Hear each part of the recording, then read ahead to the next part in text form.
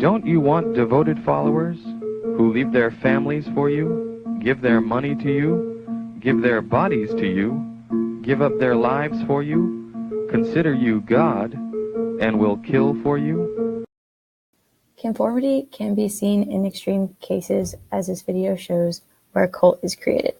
But conformity is all around us. Everywhere you look, people are conforming to fit into and feel wanted by their society and peers. Why and how do people conform in everyday settings? And most importantly, why do people join these cults? Let's start with explaining what conformity is. Conformity is a type of social influence involving a change in belief and/or behavior in order to fit in with the group, whether there is peer pressure or not. The main components of conformity are acceptance and compliance. Acceptance is when one genuinely believes in what the group stands for and you join due to those beliefs.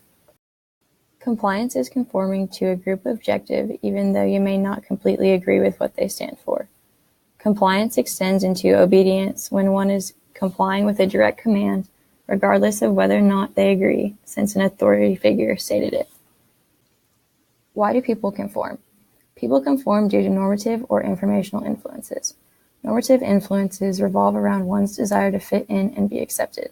For example, when you are a freshman in college, you feel the need to make friends and find your place. Therefore, you consider joining a sorority or fraternity to meet those needs. Informational influences focus mainly on one's need to be right. So if provided with evidence that you may be wrong, you are more likely to doubt yourself. This can be seen in the experiment of Ash's studies of group pressure, where participants are asked to match the line from Exhibit 1 to one of the lines in Exhibit 2. When the fake participants say the incorrect line, the real participant will likely say the wrong line as well, even if they feel it is wrong, because they want to be right and will conform with the other participants. The social impact theory explains why people conform in some situations, but not others. Factors like strength, number, and immediacy can be influential. Number explains that the more people that support the conforming views, the more likely a person will conform. Strength shows that the more important the group is to the person, the more likely the person will conform. Immediacy is the idea that the smaller the group being influenced is, the more likely conformity will occur. Who is subjected to conform more easily or not as easily? The society you are in has a huge impact on how socially responsive one may be to influences.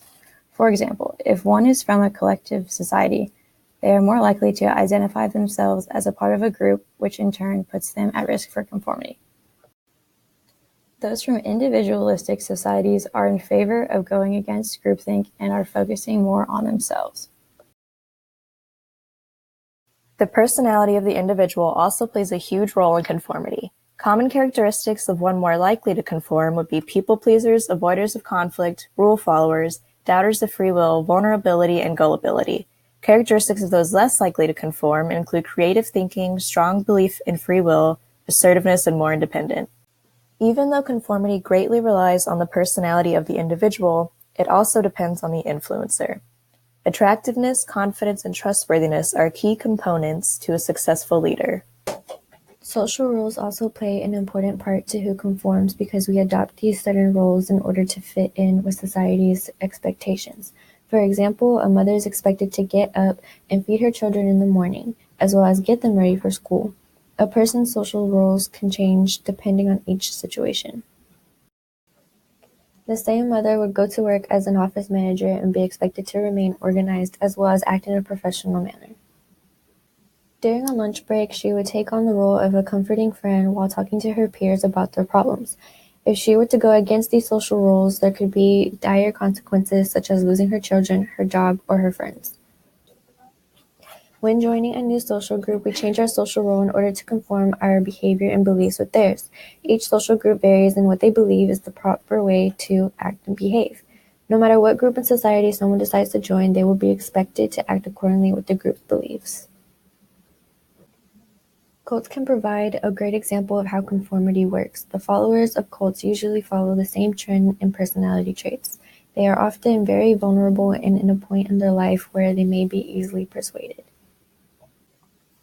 The members of cults give their recruits lots of positive reinforcement, attention, and love in the beginning in order to gain their affection and trust. After they have gained their recruit's trust, they try to isolate him or her and attempt to cut off all outside judgment and influences. They need their recruits to be as naive and emotionally dependent as possible. This gives the cult leaders and members free rein to control and manipulate their recruits. Cults also have a very strong and charismatic leader who uses skills of communication and manipulation to create resocialization in their recruits. The military exhibits a sense of conformity when looking at their core values of obedience to all orders, respect for authority, and uniformity. The military teaches their soldiers to let go of themselves as individuals and conform together as a group or team. When compared to cult inductions, military boot camp provides some similar actions. Before going to basic training, men and women are obligated to sign a contract of how many years they will serve for the military. During camp, soldiers are only called by their last name and are required to dress in the same uniform, whether it be for work or sleep. There is constant exercising followed by only a few hours of sleep every night. When a soldier does not follow orders or does something wrong, drill sergeants are there to yell and punish them with more exercise or humiliation. All of this extensive training is for the outcome of unity and brotherhood or sisterhood in the military during and after boot camp. Lastly is collegiate Greek life. Fraternities and sororities promote conformity and exclusivism.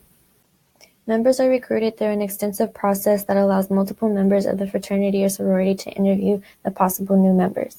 Then, once the 10-week new member process is completed, pledges get to dedicate themselves to their chosen fraternity or sorority for life. A chapter holds its members to a higher standard by requiring each individual member to meet the required number of GPA, study hours, and volunteer service hours. This is how the strong sense of brotherhood and sisterhood promoted is developed. Conformity includes an array of behaviors from simply following a parent's order to joining and believing in a cult.